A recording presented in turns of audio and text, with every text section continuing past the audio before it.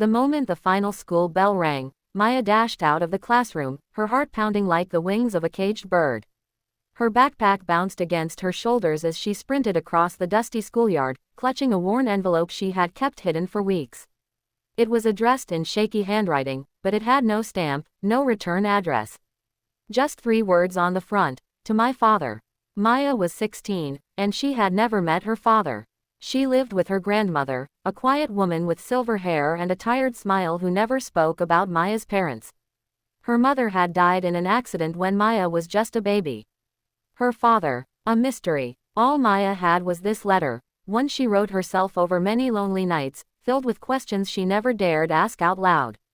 I know you don't know me, the letter began, but I think about you every single day. She read it over and over, imagining what it would be like to hand it to him. Would he cry, hug her, apologize, or would he walk away, like he had 16 years ago? Maya's best friend, Liam, often found her on the school rooftop, staring at the clouds, the letter in her hands. You should send it, he'd say gently. Even if he never reads it, at least you tried. But Maya always shook her head. What if he doesn't want to hear from me? What if I'm just nothing to him? Liam didn't have answers, only his presence, and sometimes that was enough. One rainy afternoon, Maya returned home to find her grandmother sitting at the kitchen table, holding a yellowed photograph. The air felt thick with unspoken words. Her grandmother looked up, eyes misty, and said something she hadn't in years. I found this in an old box. It's your father, with your mother. Before everything fell apart, Maya stared at the photo. Her father's eyes looked just like hers, soft, uncertain, full of unsaid things. Why did he leave? Maya whispered. Her grandmother sighed, tears sliding silently down her cheeks. He was young, scared, he didn't know how to be a father, and when your mother died, he broke. But that doesn't mean he stopped loving you. That night, Maya rewrote the letter. This time, it was different. I forgive you, she wrote. And I just want to know if you're okay. She placed the letter into an envelope, stamped it, and asked her grandmother if she knew where he might be. To her surprise, she did. 2 weeks passed. No reply. 3 weeks. Still nothing. Then, just as Maya began to convince herself that it was all for nothing, a letter arrived. It was scribbled in blue ink, the handwriting rushed but unmistakably careful. My dearest Maya, it began. I never thought I deserved to hear from you. Not after all this time. But your letter, it gave me something I haven't felt in years, hope.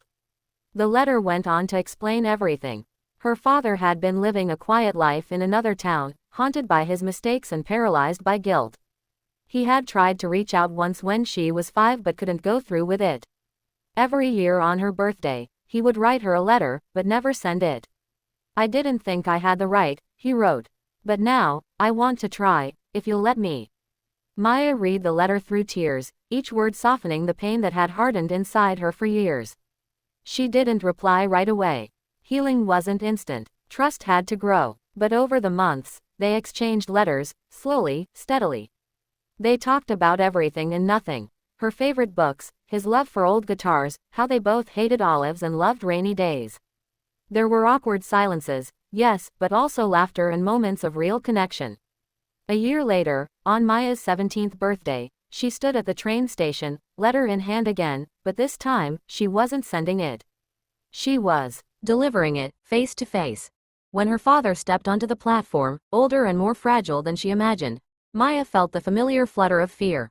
But then he smiled, uncertain, hopeful, and she knew. She wasn't just someone he had left behind. She was someone he had been waiting to find again. The message of the story is simple but powerful. Forgiveness opens doors that fear keeps shut. Sometimes the people we think abandoned us are the ones hoping we'll reach out first. And even the smallest act of courage, like sending a letter, can change a life forever. This story, like language itself, reminds us that connection begins with one brave word at a time.